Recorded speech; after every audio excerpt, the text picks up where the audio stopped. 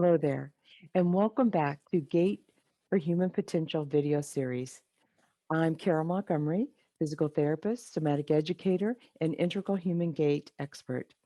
In today's video, we're going to take a look at the somatic functional mobilization strategy for the ankle joint. Now, this is one of three strategies that we teach in our Integral Human Gait class that focuses on restoring reflexes and improving balance. So, what you're going to need for today's video is a chair that you could sit to the forward edge of the chair. And I'm going to ask if you could remove your shoes and socks. Now, you certainly could do it with your shoe on, but I think you might have a better response if you take your shoes and socks off first. So I'll give you a moment to get prepared. So, when we speak about the ankle joint, we're talking about how the shin bone moves across the top of the foot. That's the ankle bone that we're concerned about. And you'll start to notice that the ankle socket is set in place by your inside ankle bone and your outside ankle bone. And together, the two of these make a arc or a socket that this top bone called the talus will fit in. Now, it's really hard to get this ball moving under this socket by kind of trying to pick it up and move it. So, what we're going to do is we're going to be able to use your heel. And the heel is actually quite long. And we want to be able to hold the heel in such a way that we're going to cross the lower leg, the left lower leg, over the right thigh. And so we'll be able to hold the heel in the palm of our hand and we'll be able to grip it and be able to move the heel underneath the socket or the lower leg bone of the tibia and the fibia. So start to begin to bring your left foot across the right thigh and rest it there on your leg. So you're going to grab a hold of your heel with your right hand. And you want to take your right thumb and actually connect it to the rest of your hand. So it looks like this. We don't want the hand splayed around the bottom. We want to wrap our palm right around and squeeze, if you will, the heel itself. Now, your left hand, the left thumb is going to be on the inside ankle bone, and then you wrap your web space of your hand and your fingers on the outside of the ankle bone or the fibula. And therefore, you have this nice little squeeze that goes on. If you just approximate your fingers together, what it does is it allows the two bones to start to come together. All right. So with the left hand, there's a little bit of a squeeze that we maintain, and the right hand is going to be our moving hand because that's going to move our heel. So the first move that we're going to do is we're going to push the heel away from us and pull it back in. So we push the heel away from our thigh and then we pull it towards the right thigh. And as you make this pushing and pulling motion, you'll start to notice that the foot itself starts to change its shape. The ankle, the front of the ankle closes, if you will, when you push the heel away, and the front of the ankle opens or the toes point if you pull the heel towards you. Now, it's very seductive to want to start to help the foot move in this point and flex, but I really want you to resist that urge. So stop for just a moment, reset your foot on your thigh, reset the grip around the heel, and reset the squeeze around the two ankle bones. Relax your foot. Let your foot be held by your hands. Let the lower leg Feel the support of the thigh. Allow yourself to look down into your foot. Feel how your back curves. Relax, going into your hands. You can still have a grip and you can still start to make this push and pull motion. So with the right hand, push it a little way. The toes relatively move towards the shin bone, and then pull that heel back towards you. Watch how your front of the ankle opens when you pull it towards you, reversing the direction, pushing the ankle away, lengthening the Achilles tendon, pulling and pushing. Two more times. The slower you go, the more advantage you'll have in the nervous system to provide this rich sensory information of the heel bone, which is carrying and moving the ball that fits underneath the socket of these two lower leg bones. Good. Now, release your hands. Now, if it feels like there's a lot of tension in your hands, try this wiping motion as though that you're releasing, letting go of any tension, excessive accumulation that causes from this over gripping. Because at first, when we start to passively begin to move the heel, what we tend to have a tendency to do is to overgrip.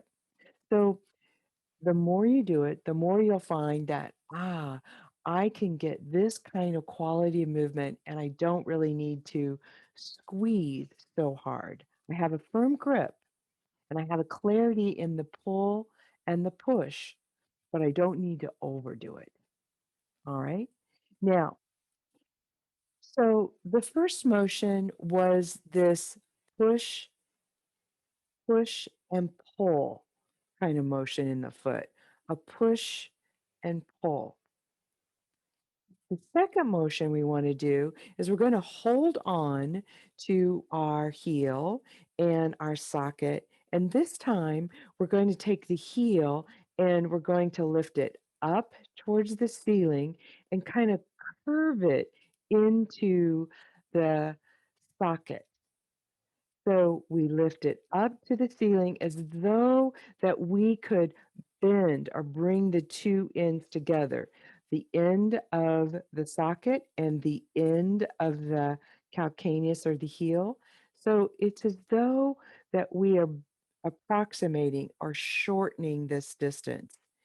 You can see how my elbows kind of move and my elbows come up, but my hands come closer together. So that's how we're going to do this second movement.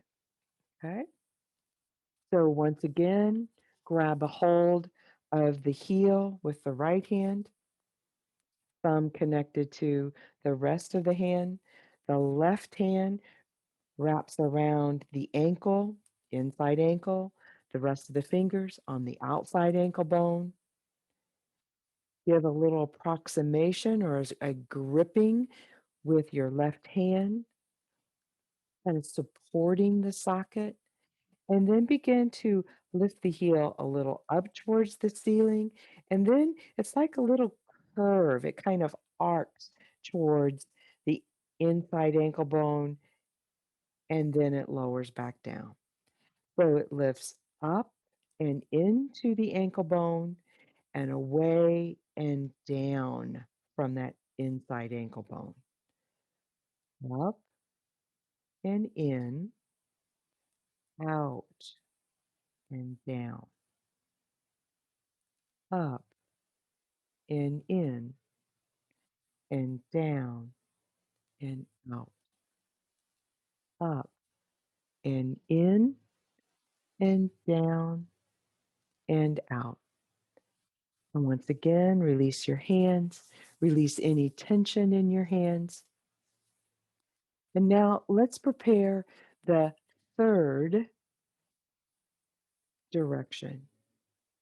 The third direction is again, same hand hold around the heel and around the socket. And this time I'm going to think about this handheld as a doorknob. The heel is like a doorknob, and I can turn the doorknob clockwise and counterclockwise, clockwise and counterclockwise. And you notice that the motion in the heel, as the heel lifts up and going clockwise, toes go down, and counterclockwise, heel goes down, the toes go up. All right. So let's look at it from a different perspective. Grab a hold of your own heel, right hand on heel, left hand around the socket. Think of it turning. So you're looking from the bottom and turning. It's as though that the bottom of the heel rotates clockwise and come back to the beginning. The back of the heel lifts, the front of the heel goes down toward the ground. Start it again. You may have to readjust your grip several times. It's an unusual kind of sensation. We're not used to turning the bottom of our heel toward the right. Last time. Pause. Now, what if we were to take the bottom of the heel and turn it counterclockwise, or the back of the heel goes down and I notice that my toes kind of lift towards the ceiling. And then I return to the starting position. Again, turning the bottom of the heel, keep back of the heel down, toes up, several times. Of course, you might notice one direction is easier for you than another. Good. And then let that go. You can put your foot down on the ground. So, in summary, we have done three directions. We have done a push and a pull,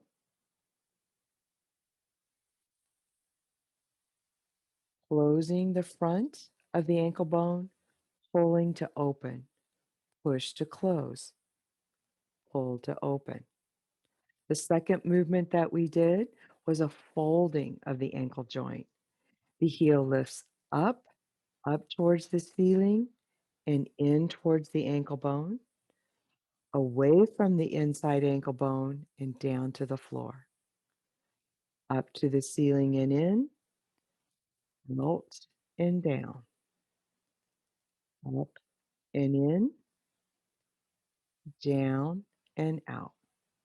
And then the third one was holding on, same hand grip, but having the sensation that if this was a doorknob, I could turn the heel in such a way that the back of the heel lifts up and the toes move down. The back of the heel lifts up and the toes move down. And then the back of the heel moves down to the ground and the toes slightly start to lift towards the ceiling.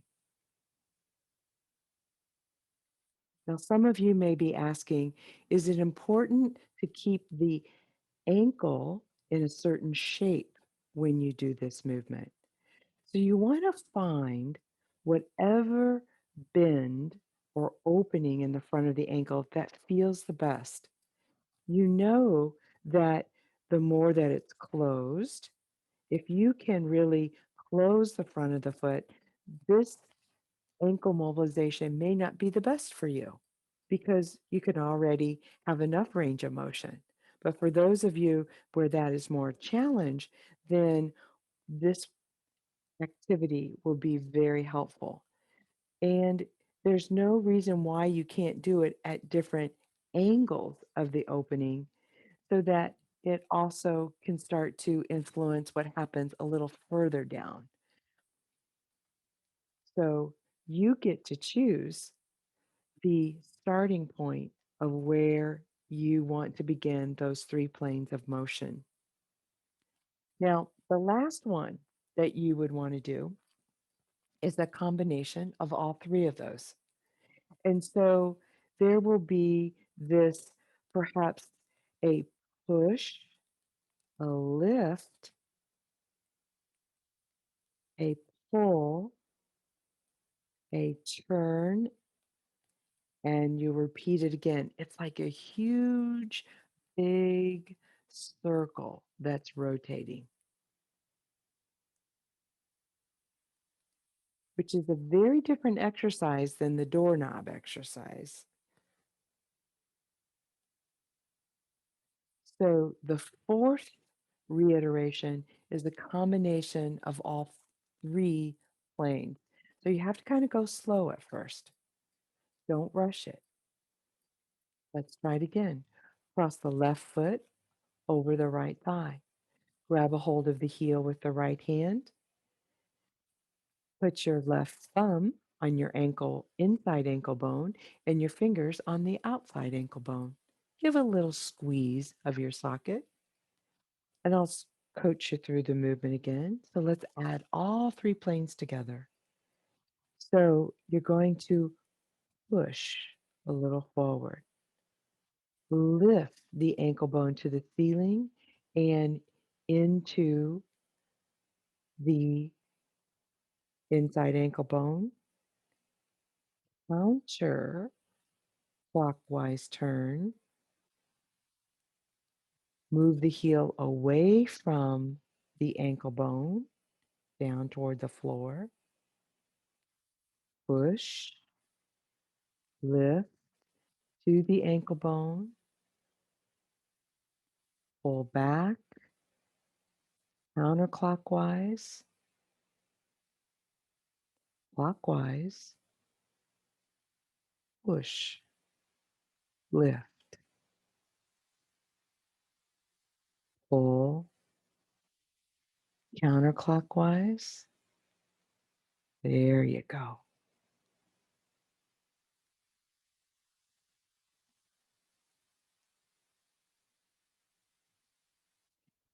The reason why I like to go slow with this motion is that it takes time to think of those three planes of motion. So if it's confusing for you, that's fine. Back it up. What do you remember? Push, pull, travel half the distance. In, lift in toward the ankle bone, away from the ankle bone. Good. Clockwise, counterclockwise. Push, lift, counterclockwise. Lower, clockwise. Push, lift, pull. That's right. Let it all go. Let the tension go out of your hands, feet on the floor. And just notice how that foot makes contact with the floor now.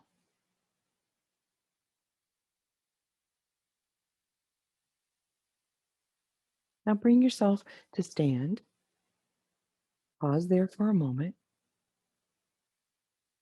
Notice the difference between the left foot and the right foot, the leg, the pelvis. Now take it for a little walk, maybe 5, 6 steps straight ahead. Turn and come back. One more time. Notice what the freedom of movement of an ankle feels like.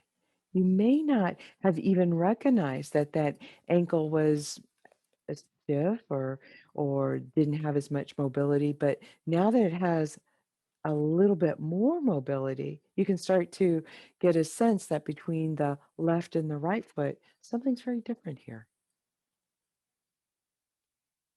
Your foot becomes the base of support every time you stand on one leg, and your whole head and your torso balance over one foot.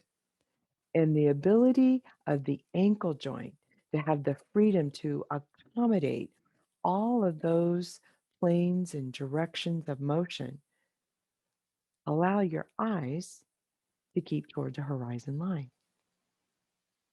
Great. Let it all go. Fantastic. Well, thanks for joining us today on this video. We hope to see you in one of our classes. Have a great day.